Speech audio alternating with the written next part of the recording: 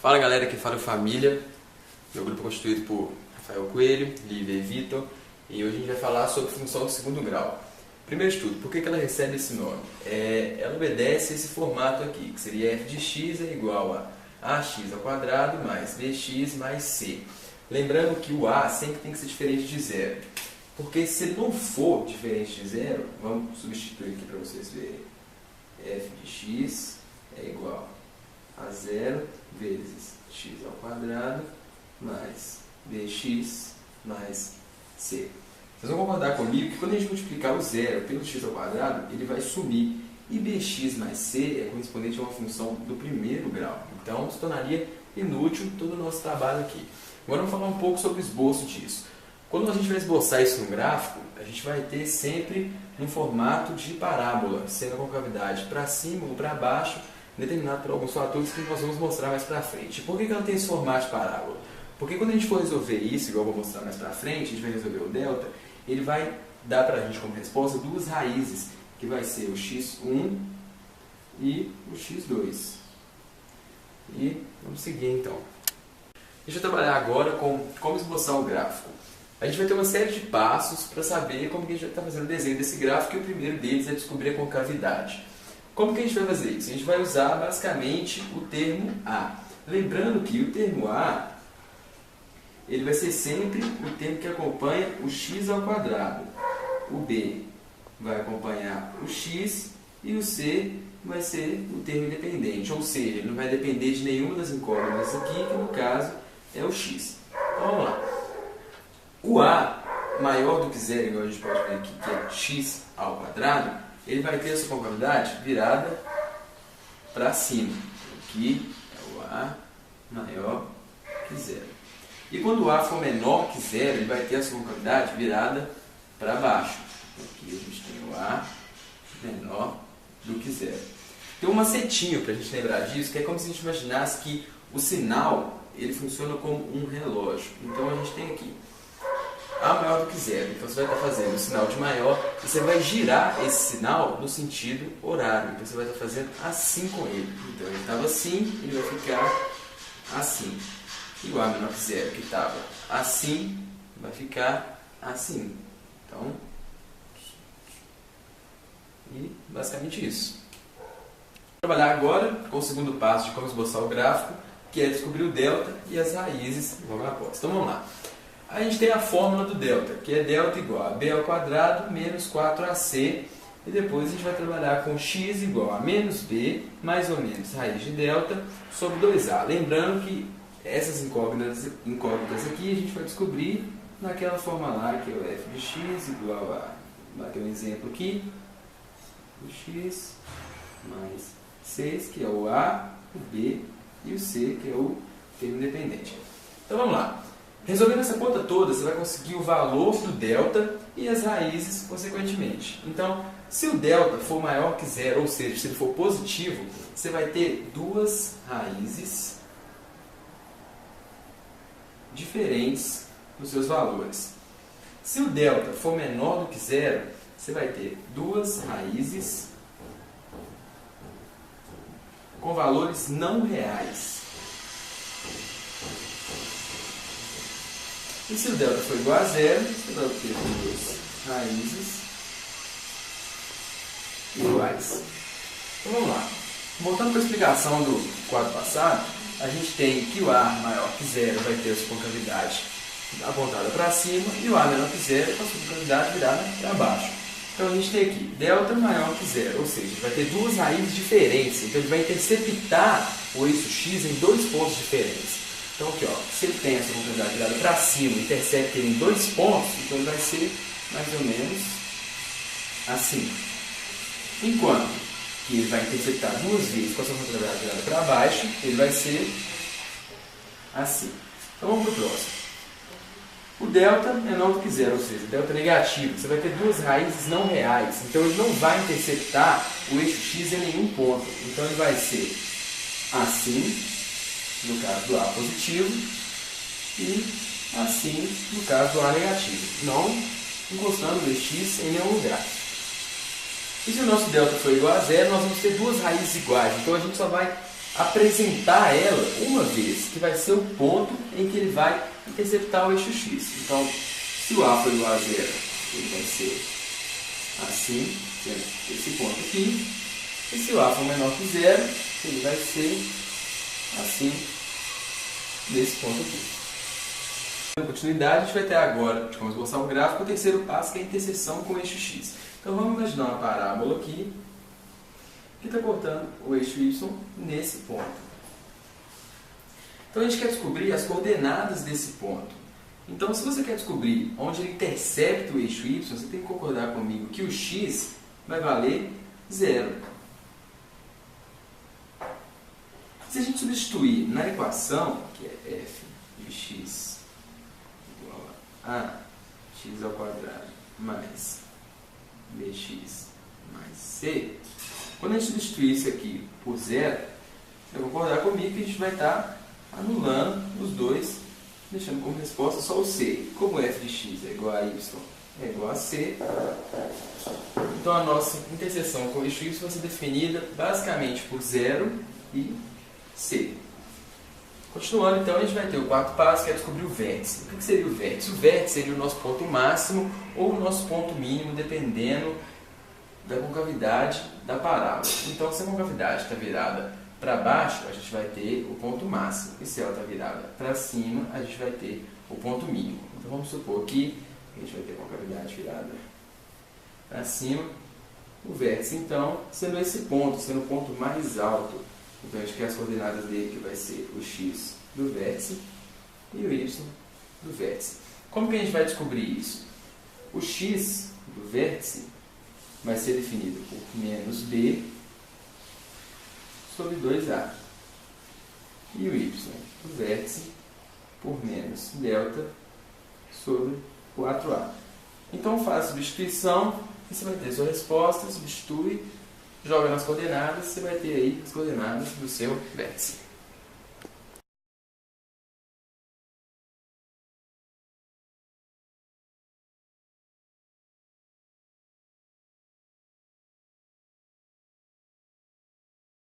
Então, vamos resolver o exercício aqui agora. Como já leu enunciado ali, nossa equação é essa. Eu já dei uma adiantada aqui e já igualei ela a zero. Então, agora a gente tem que descobrir os termos. Então, a gente tem o A aqui, que vai ser 1, porque não tem nada. O B, que vai ser menos 6. E o C, que vai ser 5. Eu tive a liberdade de fazer uma colinha aqui, então a gente já vai começar aqui. Ó. O delta é igual a B ao quadrado é 6, então vai dar 36 menos 4 vezes A, que é 1, vezes C, que é 5. 4 vezes 5, 20. 36 menos 20 vai dar 16. Então, vamos para a segunda etapa aqui agora, que é o x igual a menos b. Se o b é menos 6, vai ficar mais 6, mais ou menos raiz de 16, então, sobre 2a. Raiz de 16 vai ficar 4. Então, a gente tem aqui o x1 e o x2. 6 mais 4, 10. Dividido por 2, 5. 6 menos 4, 2. Dividido por 2, 1. Então, agora a gente já tem as raízes. Então, agora vamos descobrir o x e o y do vértice.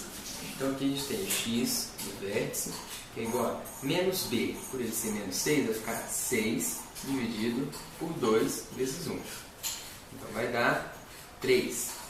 E o y, que é do vértice, vai dar menos o delta. O delta é 16, então vai ficar menos 16 dividido por 4, que vai dar menos 4. Então, a gente vai ter que as coordenadas do nosso vértice vai ser 3 e menos 4. O que falta para a gente esboçar o gráfico é descobrir a concavidade, para onde que ela vai estar apontada. Então, a gente vai pegar o A e vai ver que ele é positivo. Então, se o A é maior que 0, pela nossa regrinha do relógio, a concavidade vai ficar apontada para cima. Então, aqui, assim. Então tá, agora vamos esboçar o nosso gráfico então, né? Vamos começar marcando então o nosso x aqui. Antes da reação, vamos descobrir aqui aonde que a nossa parábola vai cortar o eixo y, que vai ser o x igual a 0 e o y igual ao c. Na verdade, vai ser 5. Então, a gente tem que cortar o eixo y no 5 e interceptar o eixo x aqui nos pontos, vou deixar aqui, 5 e 1. E o nosso vértice, que vai ficar no 3 e no menos 4. Está aqui o nosso vértice. Vamos esboçar. Vai ficar mais ou menos assim. E está aí seu gráfico esboçado, usando todos os passinhos que a gente fez aqui. É isso.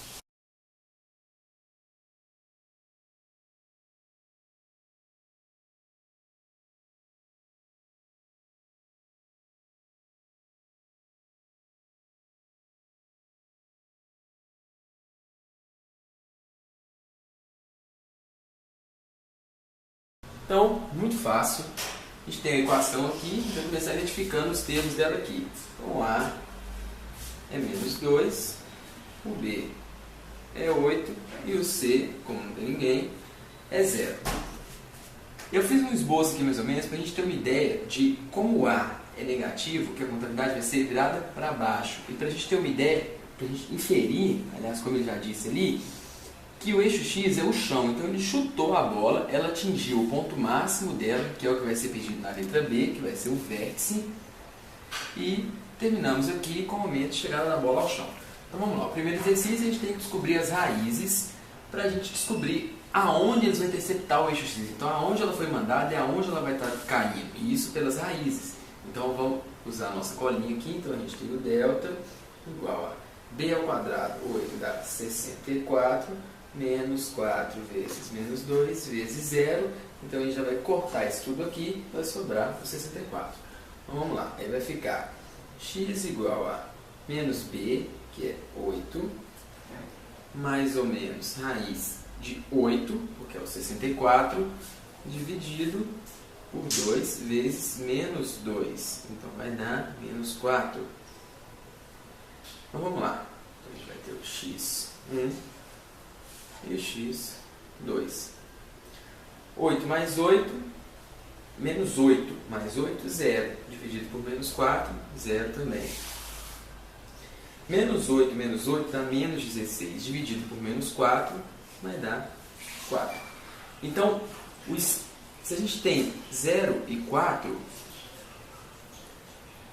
como os pontos onde ele corta o eixo x, a gente vai inferir que o ponto 0 foi aonde ele chutou a bola. E o ponto 4 vai ser o momento de chegada. Então a resposta da letra A vai dar 4.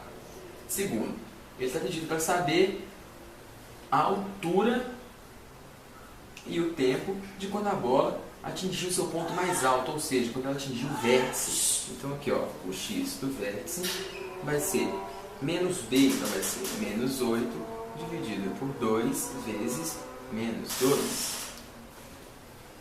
Então a gente vai ter aqui menos 8 dividido por menos 4, que vai ser 2.